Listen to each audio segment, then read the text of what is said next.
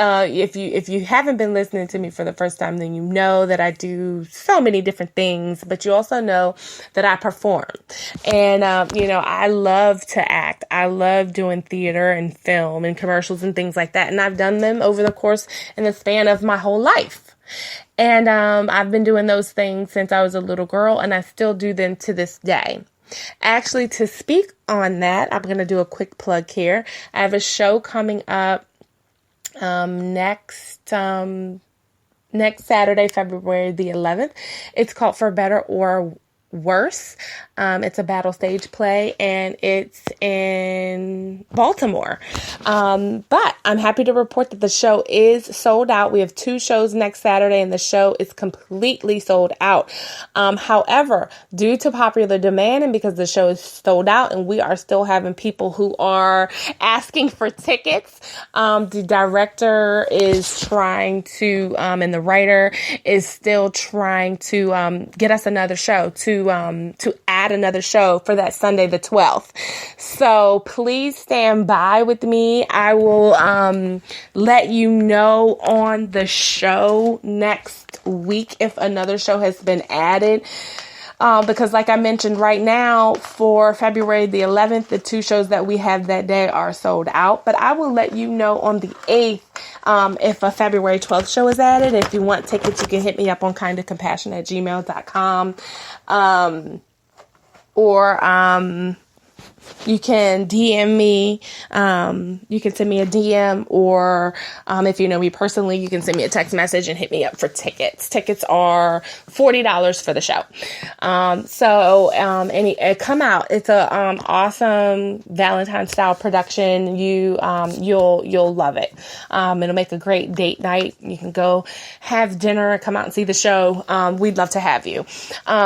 So getting back to what I said, to what I was saying, the point is I love theater. I love acting. I love being in film and stuff like that. And, one of the things that I like to say a lot is we get hung up on success. I consider myself a successful actress because if you're working, you're successful. If you're touching people and you're touching lives and you take gigs that have meaning and motive to them, then you are successful. But people don't see it as that. People see it as though I have to be rich and I have to be famous, and that's the only thing that makes me successful. But that's the reason that you aren't, if you're thinking that way, because that's something that's holding you back. When you start to be grateful for what you have, that's when you can start to acquire more. So I just wanted to say that I love what I do.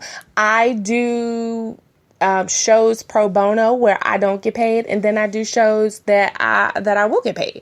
So when you do something you love, you can work for free and be good and still consider yourself successful because you're working. You see what I'm saying? So to me, in my opinion, a working person doing something that they love, whether they get paid or not, is better than someone who is sitting at home and has the skill and no one's calling on them to do it free or not. So sometimes it's your perspective on things. Sometimes it's the way that you look at things. Sometimes it's your mental state on how you approach things that is half the battle in conquering it. So if you take that approach, I wanted to just say that and put that out there. None of that is part of the article that I'm getting ready to share with you, but that's my stance on it and that's my take on it. And I wanted to put that out there because sometimes if you just put things into a different perspective, you can, that'll shift. It's a paradigm shift right there that happens that will allow everything else that you want to open up. So it's just the matter in which you take a look at things, and it could mean working on your dreams, working on your own goals and things, after you work your 9 to 5. If you're a person and you're in corporate America, you got a 9 to 5 job, or even if you're in corporate America and you work, second shift, or whatever shift you work, it doesn't matter. That time, you get your 8 hours of your sleep, you do your 8 hours of your job, and if you don't work 8 hours, if you're a person who works 12 hours, then that means you have one day off a week. Because if you're a person who does a 4x12, that means you're working 12-hour days, 4 days a week. That means you have a day off. You get your sleep in. You got, everybody has the same 24 hours in a day. Speaking of Beyonce earlier, we announced that she's having twins, her and Jay-Z. Guess what? Beyonce has the same 24 hours in her day that you and I have in our day. You sleep your 8 hours, you work your 8 hours, and then you got 8 hours to do whatever it is else that you need to do. So if you need to break that down into 4 hours at a part-time job and 4 hours into working your own dreams, then that's what you have to do. So that means pressing onward even when others don't see your vision. Because trust me, people are going to denounce you. People are going to ridicule you. People are going to talk about you. People are going to betray you. People are going to compromise you and your integrity. You're going to get walked on, trampled over before it's all said and done. You're going to shed some tears. You might shed a little bit of blood. I mean, it's going to come full throttle, but that will be worth it, because when you press on, even when people don't see your vision, when you have the passion and you believe in yourself, that is what is going to take you to the next. And that's what's going to get your mindset right to where people can say what they want. They can do what they want. You'll figure it out ahead of time. You won't go so far into relationships. You can be like, oh, okay. You'll know what it looks like. And you can see what they're there for. You don't have to go so far in and get so far hurt. You can be like, oh, bloop, I found it. I done hit it. Okay, next, boom. You know what I'm saying? So what you can do to be happy, now is just a quick little shift in changing your perspective. If you're not lucky enough to be doing exactly what you love right now, and I say kudos to the people who are happy in doing what they love right now. According to some recent studies, 46% of people revealed being underpaid as one of the top reasons for being unhappy at work. So these are some of the reasons these are some of the things that make people unhappy at work. 46% of the people believe that they're underpaid. So that's almost half of people surveyed and studied believe that they're not paid. And just think about it. How many times have you said it? How many times have you been like, oh, I don't get paid enough here? I have said it so many times. Okay, so people in the chat room are saying, people in the chat room are saying that this is happening to them. And I can attest to it too. Because I'm quick to I have said it, I don't know how many times. I probably just said it like before the end of last year ended. I don't think I said it for 2017 yet. But I mean, I'm going to tell you something. I love coming on the show and hosting the show. I love being a voice that you can hear. I love that. But I'm still working. I'm still in corporate. And I still have other jobs and other gigs going on. And let me tell you, it's not always pretty. And I have definitely said in my lifetime, they don't pay me enough to do this here, honey. Okay? And that's how I said it too. When you get that snapback and you get that head shaking, that's all part of it. It's like something comes up, somebody being crazy, you doing all this work, you backed up on paper, a call coming in, somebody walking in, somebody want to see you, you got a meeting over here, you got to go do this, plus they want you to travel, you got to go to headquarters, drive your own car, mileage payment ain't right, they ain't reimbursing quick enough, all of that, and it's like, hold up, they don't pay me enough to do all this, somebody got to get it, keep it tight. So, 46% of people say that being underpaid is one of the top reasons why they're unhappy at work. Okay.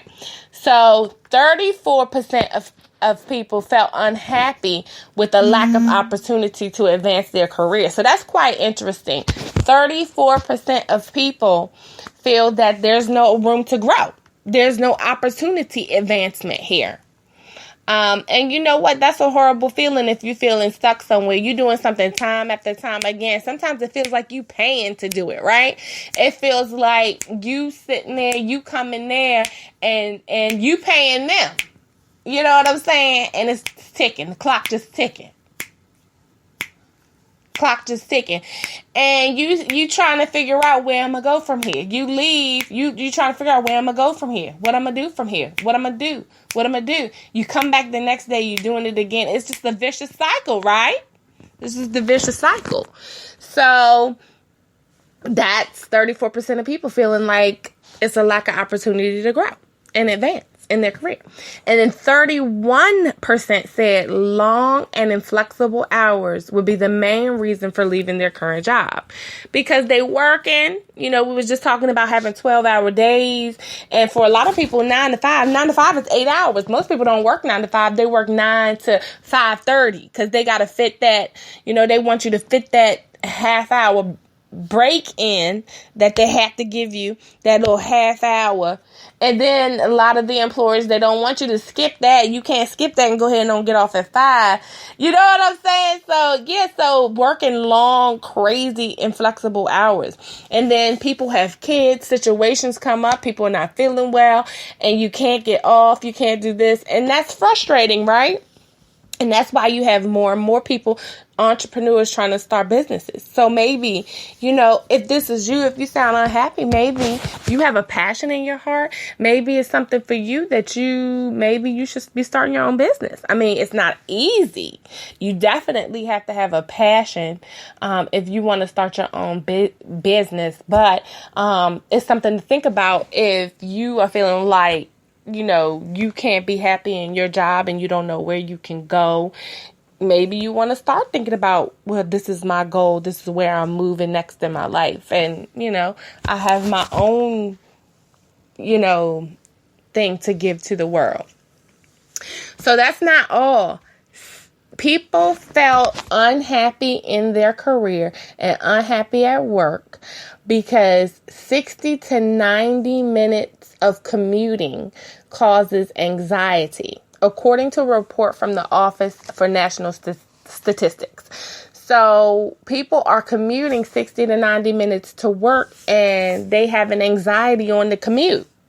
Now, was I talking about this on the show last week, or was I talking about this having a conversation about it now? I can't remember. I talk for a living all the time, even in my corporate job. And I can't remember where I have conversations at sometimes. But we were just talking about this, having anxiety when you're commuting. And it's just think about being in the car, being in the car for an hour to an hour and a half one way. And so round trip, you're talking 2 to 3 hours of just being in the car, just trying to get to work.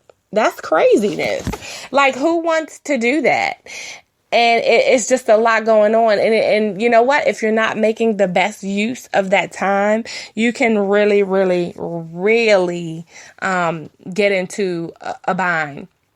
But we can do things to combat this stuff, and that way you're not feeling so out of control. So when we come back, we're going to talk about ways that you can actually be happy at work and combat some of these things that we just talked about that make people unhappy at work. We'll give it a go when we get right back.